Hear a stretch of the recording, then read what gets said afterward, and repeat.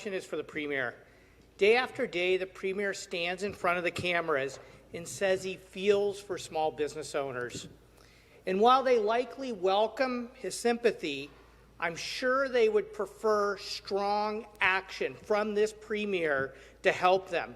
At a minimum, Speaker, small businesses want a level playing field, a chance not to be rolled over by big box stores who can remain open.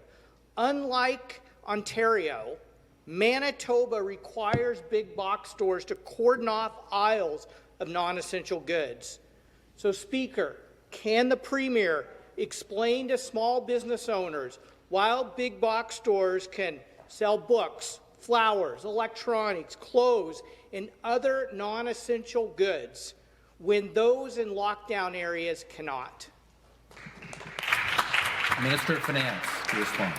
Mr. Speaker, and I appreciate the member from Guelph's question, and I'm taking from that he supports the government's public health measures and understands the importance of them and understands, therefore, the need for us to work within those. And that's why this government, Mr. Speaker, has provided unprecedented support for our small businesses. $600 million, Mr. Speaker. That's double the original number, and that's because these measures have been required, again, because of the necessary public health that we have to observe for us to expand that support. Mr. Speaker, my colleague has already talked about our Main Street support program. I'll also talk about the $57 million for our digital Main Street program. And, Mr. Speaker, I'd also like to perhaps ask the member back about his support for the vital changes that we're making in terms of property taxes. Mr. Speaker, I know that his mayor in Guelph supports the idea of creation of a small business property tax class. Response? I know he supports our cuts to the education property tax and our electricity cuts. Mr. Speaker, I'd be interested in the member from Guelph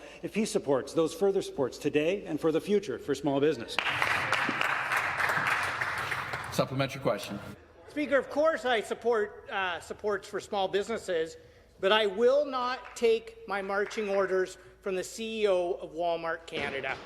I will take my marching orders from small business owners across this province. CFIB CEO Dan Kelly said, and I quote, Premier, he didn't say Premier, but I'll say Premier, has unfortunately signed the death warrant of thousands and thousands of businesses, end quote. Of course, small businesses understand that we have to take public health measures to save lives, but they are asking this government to throw them a lifeline. Quebec is offering small businesses in lockdown areas with grants of up to $15,000 a month to help keep them alive during this pandemic. So, Speaker, I ask the minister, will the Ontario government step up with direct financial supports similar to Quebec to help keep small businesses alive in Ontario? Minister of Finance.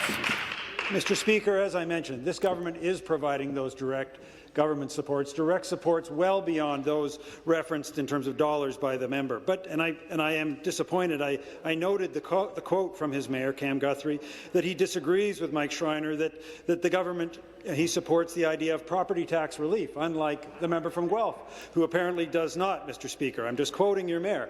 And I should comment on Mr. Guthrie has just completed his term as the head of the big city mayors, and I know that we on this side appreciate the hard work that he did in that regard. But, Mr. Speaker, this government has been for small business since it was elected. And, Mr. Speaker, it will continue to be for small business, providing the supports, not just the emergent immediate relief that we're providing, but also the ongoing supports. And again, I ask the member to reconsider his lack of support for property tax reductions, for electricity reductions, Response? for payroll tax reductions that will support small businesses today and in the future.